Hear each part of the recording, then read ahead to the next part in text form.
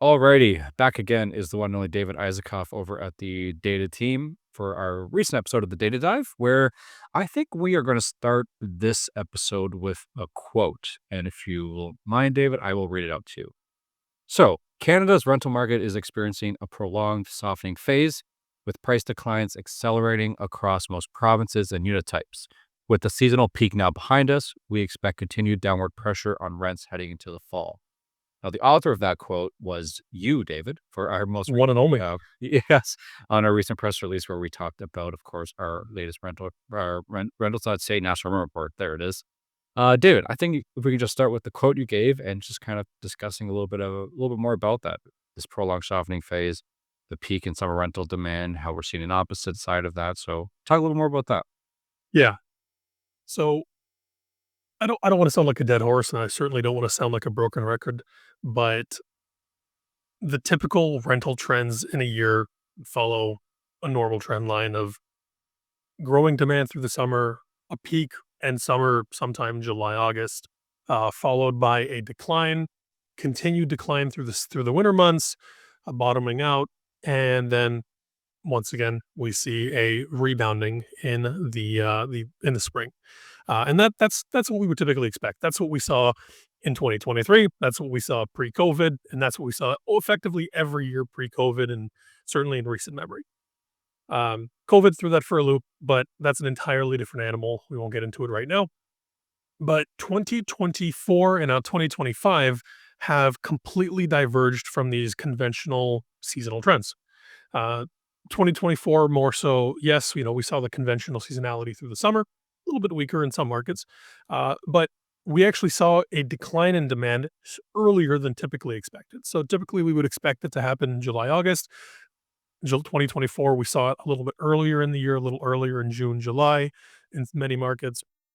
And as we have entered 2025, we haven't seen that really strong rebounding that we typically expect in April. Okay. We did see some recovery, but that recovery has been constantly downplayed by this push and pull. Every in alternating months, we see a rebounding of demand, then we see a shrinking of demand, and that's not something that we typically expect. That's certainly not something that we would expect from the rental market, because typically you would expect, well, if the weather is good, people are moving, people are actively looking for units. If they're going to look one month, they're likely to continue looking throughout the second month. And we're not seeing that this year. This year, you would see 1 year or 1 month, excuse me, growing demand followed by a decline that is proportional to 80% or 70% of the decline of the growth the previous month. And so it was just two steps forward, one and a half step back, two step forward, one and a half step back. And so as a result of that, although we are down year over year, right? July to July or August to August, we're still down. What we're also seeing is that we're seeing this gradual, very stable growth, and that's likely to continue to be the case for the remainder of the year. As of September, based on the trends of the last 6 months, I expect that we will come to a equilibrium relative to last year's rental demand rates, which is a positive sign. However, it's not necessarily the long-term good news that people want, because that doesn't necessarily signal a full market recovery. What it signals is stability, but it doesn't tell us that we're going to see rental demand rebound to the same levels of 2024 or 2023. That's not going to happen. And what I believe is going to continue to happen is we are going to be in a prolonged depressed market relative to, again, previous years. But the silver, the silver lining or the cherry on top, or if you want, the silver cherry, is that we will see more and more of that relative month over month stability into the future. And that will gradually lead into recovery. Unfortunately, it's happening at the worst possible time, which is right at the end of the summer. And that means that we had a unseasonably slow summer. I've spoken to some property owners, and they're telling me that leasing is half as slow, which is exactly what the data suggests, right? Demand is 40% plus slow down. Right? It is stabilizing, and it's gradually recovering, but not all markets are even. And even within some markets, I looked at individual buildings that exist in isolation relative to other rental buildings, and they're seeing a greater recovery, right? So at this point, it is very much a game of positioning yourself well. And if you are not positioned well in terms of geography or your competitors, it is constantly watching the market and trying to best appeal to prospective renters.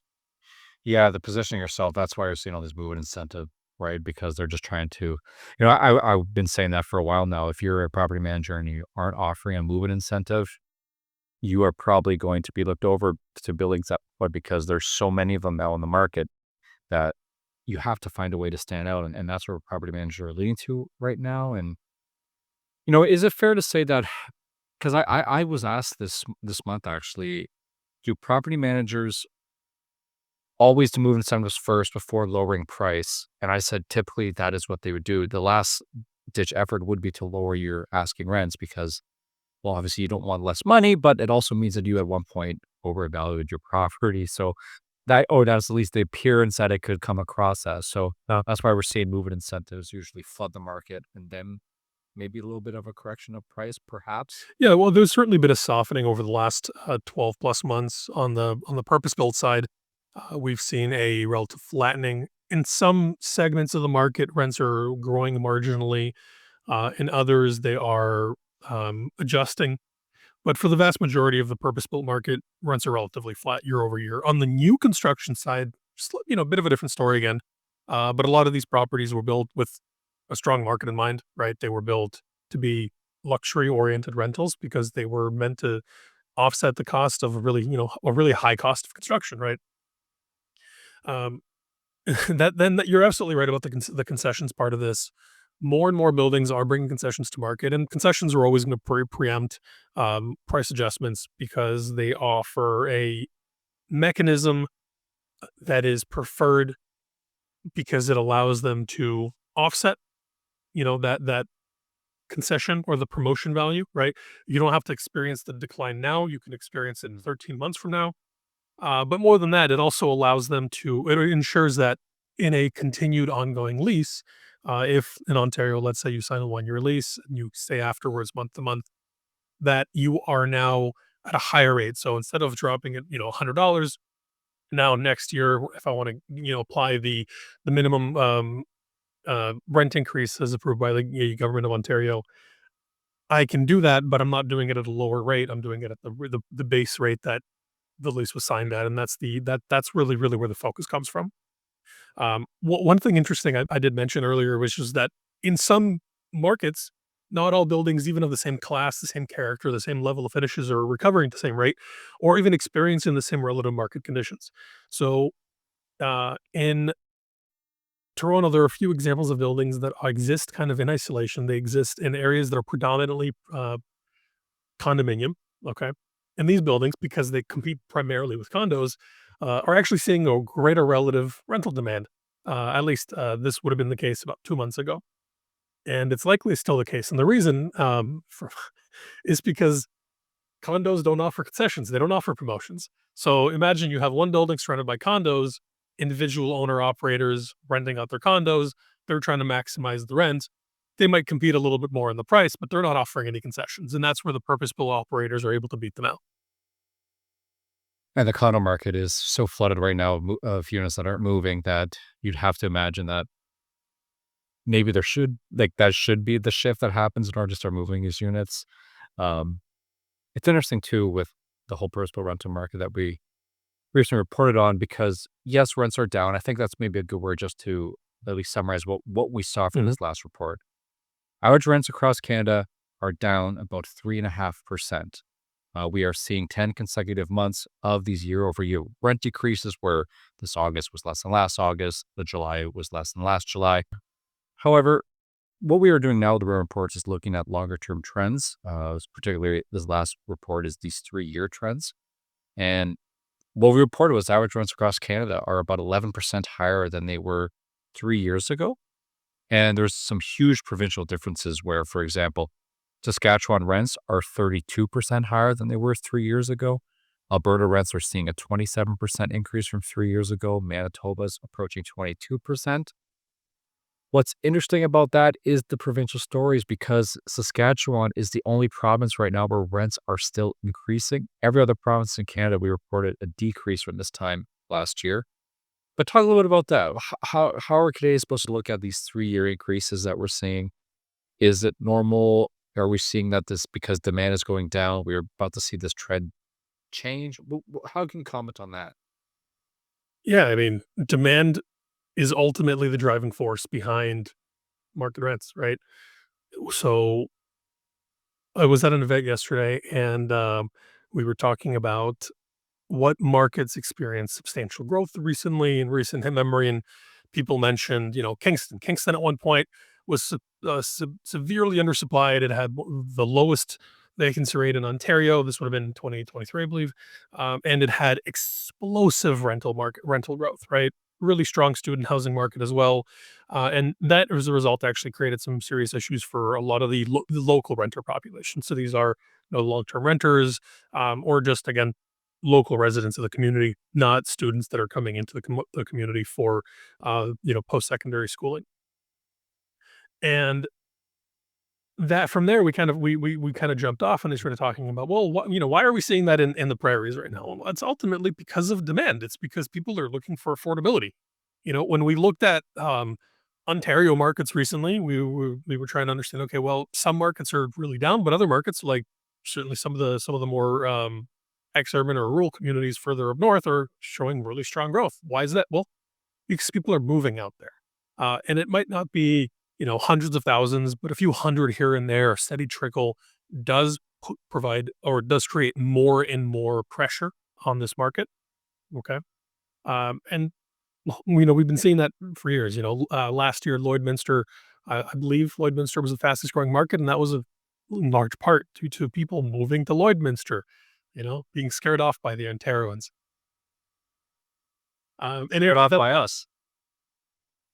that's ultimately what this is. It's about markets that are either underpriced or more often than not, it is markets that are heating up as a result of additional interest. Right now, I would be curious to see how long that persists. I don't imagine that will um, this will continue in some of these markets into the long term. The market price will stabilize as either in my inflows, slow down, or the market itself starts to build up more, and the available supply starts to match up. I mean, that's what we're seeing with Calgary right now. Right, Calgary experiences these 6 to 8 year cycles wherein the market demand starts to drive up. As a result of that, supply starts to move up. More and more developers see the interest in the market, or start to show interest in the market, I should say. And then from there, more and more stock comes to market. Eventually, the market, the balance shifts again. Suddenly, there's more supply than there is demand. Vacancy rates slowly start to climb. Market rents start to stabilize, or um, concessions or promotions start to get offered. And then again, the cycle kind of repeats itself. So vacancies start to go up. People stop building. Eventually, the demand starts to come closer again to the available supply, and then we repeat that cycle over and over Over again. him. Um, it certainly can be, it can be destabilizing for some people, but ultimately it does allow for a longer term, outlook for a market, or healthier long term outlook for a market, because it ensures that the market is able to respond, right, to what is occurring. You know, but this isn't just a problem at the local, right? Like, this is we're talking right now about how about why some more affordable markets are growing, but this also lends to what's been happening in the country. And I also kind of was talking about this with a few people yesterday, and I was explaining to them that the problems in the rental market right now are very much a response to the issues that or the it's been a response to what's been happening in Canada over the last 5, 10, 15, 20 years, right? And it's not all negative, but it ultimately, like, this is what happened, and this is where we are now. So what happened was we were, people were coming into this country, and, in some cases, I mean, you have people kind of across the spectrum of incomes, but we have more and more people coming in that are, in some cases, in some communities, this is a problem out west, in some smaller communities in Vancouver. You buy properties, And because you have this influx of new capital coming into the market, they're able to outcompete, outbid of locals. House prices start to go up, and this has been happening in Vancouver, in the BC area, for the last 20 or so years gradually. There's now documentaries coming out about people being pressed out of their own towns, but that was happening kind of on the far end of the pricing spectrum, and that was pulling up the market, and this is happening across the country, right? Concurrently, or over the last 5 to 10 years, more and more people have been coming in, students primarily, right? Students are disconnected from income. They're oftentimes supported by family, but whereas the students that may have been coming in 15 or 20 years ago, primarily wealthier, right, coming here for university educations, there were more and more college-oriented students coming in. Um, these are their families may have been scraping things together, trying to make things work. But as a result of that, we had more people coming in kind of on the bottom end of the income spectrum. And what that was doing was, well, the people that were at the top end were suddenly priced out of the housing market. So they've been relegated to the rental market. As a result of that, the rental market then shifts upwards to try to fit this niche or this the demand that exists. Okay. At the bottom end also gets pulled up. And at the same time, the bottom end is now experiencing additional growing demand. Right. It's heating up. Prices are being driven because there's more demand that brings it up again. Now all of a sudden we have this housing correction. Um, we have we have a slower inflow of new entrants into the country. In some cases, people are also leaving the country, and as a result of that, we now have a hole in the market, and we have this population of prospective renters that are kind of just stuck. People were pushed into different areas out of where they would have likely rented otherwise, and now what we have to wait for is we have to wait for the market to again reach this equilibrium, right, where the supply is distributed across the spectrum of relevant demand. Well, I think also on the flip side of that, because I mentioned enormous increases over the past 3 years, and we talked about the prairie provinces, but, like, for example, Ontario has only seen a 4% increase in asking rents for the past 3 year from this time 3 years ago. British Columbia rents right now for purpose-built and condo rentals are 2.9% higher than 3 years ago, and that's unhealthy in its own right. Am I right to see British Columbia rents right now are only 2.9% higher than 3 years ago, right? Because you do want to see rental prices in a healthier market increase by what, David? 3.5 to 5% a year? Is that kind of the sweet spot? Yeah, I mean, if we were to extrapolate out over the last 5, 10, 20 years, the average annualized, um, you know, rent growth is typically around 3.4%. The longer the period typically comes down to about 3.3-ish%, but that's the real long-term average in Canada. So, I think you brought an interesting point about the need for, I don't wanna say low income housing, but there definitely is a need for its supply coming to the market that is specifically to the who the renter market is right now. And Rentals.ca, we do quarterly Rentals.ca preference surveys. That's the brand, so I'm entitled to always say Rentals.ca preference survey. So what we found in this recent one is we really want to ask Canadians how much of their income goes towards rent and net income too, because we can look at rental prices and we can go on StatsCan and see what the median income is in certain cities and do our own analysis there. But by asking Canadians, we think we get a better understanding of how much they're actually spending. And this renter preference survey got really good coverage throughout Canadian media. And I think the big headline that we were seeing is about half of young Canadians, that is between the ages of 18 and 24, are spending 50% or more of their income towards rent, which is obviously an alarming number. We saw some really interesting takeaways as well, where we found that 52% of those who responded to our survey are looking for a rent that is $1,500 a month or less, which, if we look at the average rent in Canada right now, that's about $2,100 a month. So we saw half of Canadians who fill out our survey are looking for rents of $600 to $700 less than the average. And we also saw that 66% of renters who want to spend uh, that amount of $1,500 a month do not want a roommate. So it's interesting to see this new makeup of Canadian renters. I'd love to hear your response to that. Do you find it as concerning as I do? Is it a reflection of the market right now? What say you? Both, first and foremost. I'm curious, what was the percentage, if you could remind me, of renters looking for, listings under $2,000? Under $2,000? Yeah, It's a little so cumulatively. how yeah, cumulatively, it's interesting how we did the $2,000 mark, right? So 30% of people who were planning to spend $2,000 or up were typically those who were looking for units in Toronto, Calgary, or Vancouver. Mhm. So those are for respondents who listed because we asked them where they looking to live. So those who did Toronto, Calgary, and Vancouver, their budget tends to be higher. But as far as the $2,000 and up, I don't have a direct number on that. Um, but why do you ask that? What do you think we can get from that? Just So, those. I had done some analysis about maybe 2 or 3 months ago now, maybe a little more.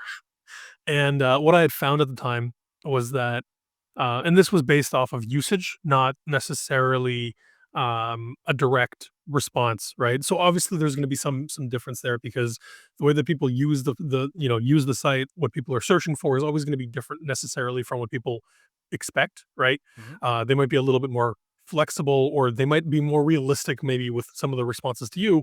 And then here it's more so just a more kind of exploratory.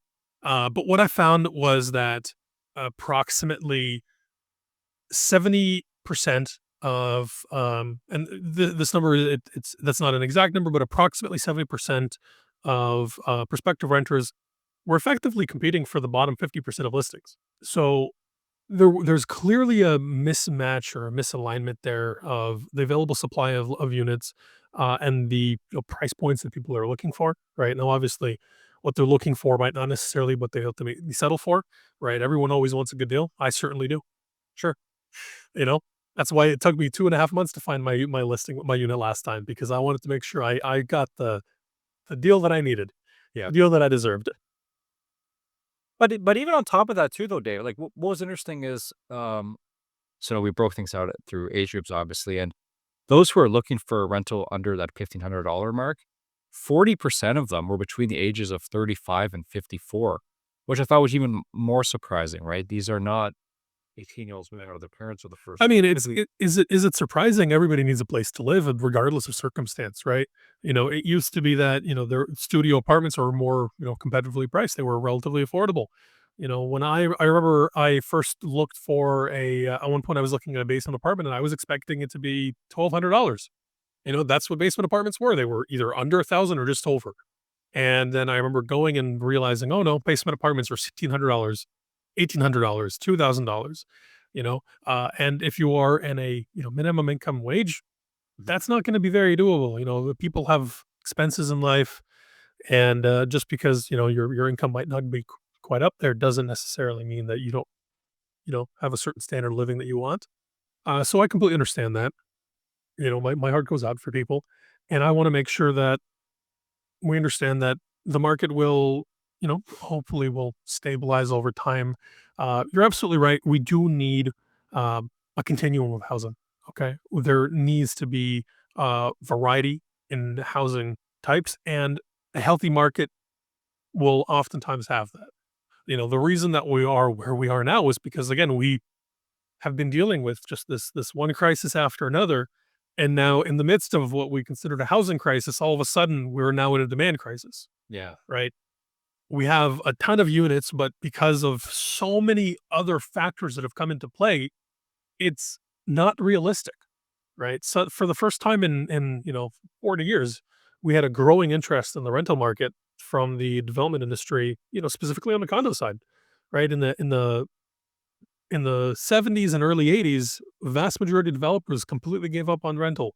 All right, they either decided, what, I have my buildings, my apartments, I'm done, or they just completely shifted gears and they moved over to the single family or the condo side. And with the growing cost of construction, with the way that things are going right now, it's made it untenable in many cases, and that's unfortunate, right? Because it means that we're not able to bring more housing. But more than that, this is not even this is not a problem that we've had in the last 5-10 years. This is a problem in the making since the 70s, right? When tax reform came into play, it made I'm not going to get into the specifics of it. It's all available readily online, but ultimately there were specific um, schemes available that incentivized rental building development. And in the 70s, those went away.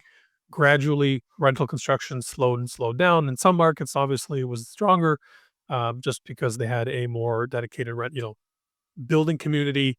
Um, but nationally, it really slowed down. And as a result of that, we weren't building apartments to replace apartments.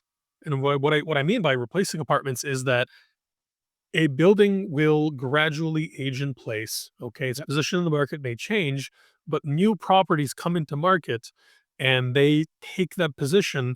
And this creates what I call the continuum of housing, right? That ensures that there is always a full variety of homes available or rental apartments available for people, based on what they're looking for, based on their budget, based on, the features and finishes they're looking for, right?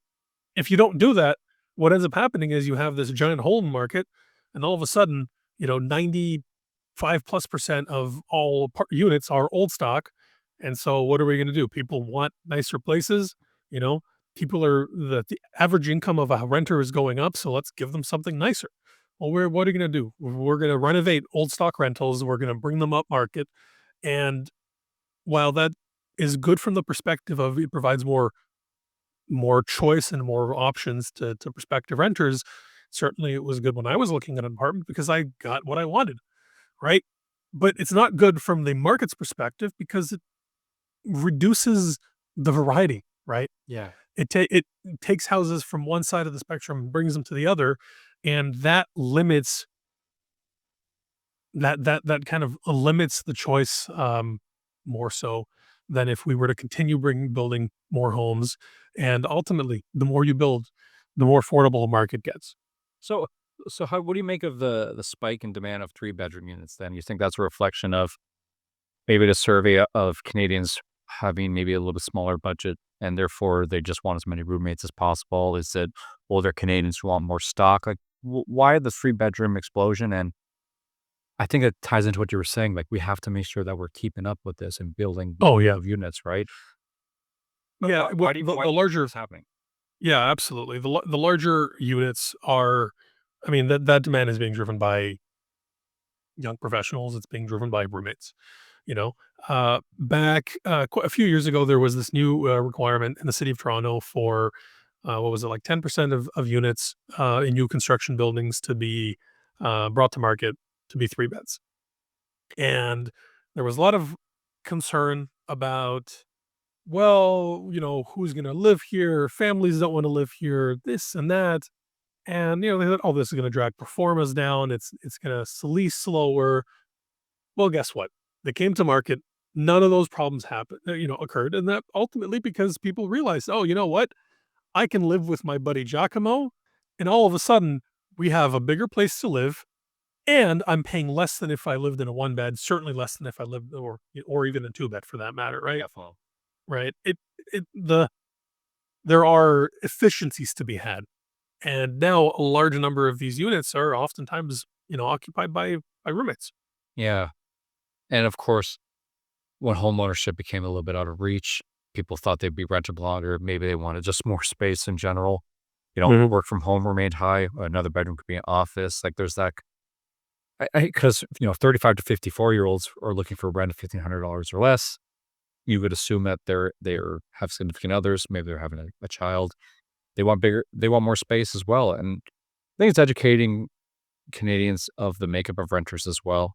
They are older, they have more money, a lot of them have significant others and families.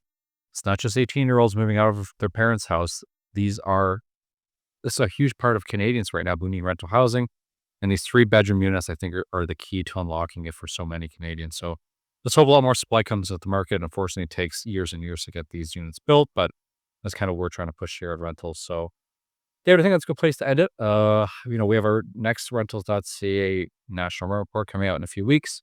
So we hope you all check that out. Our renter preference survey summer update is out as well in our blog section. Be sure you follow our socials for the updates there. It's really interesting and paints a really picture of what Canadians are actually spending for rent, what they're looking for in rental housing and whatnot there. So David, we'll chat again. I'm sure we'll have a lot more interesting stuff as we enter the fall. So thanks again for your time, buddy. Take care, Ron.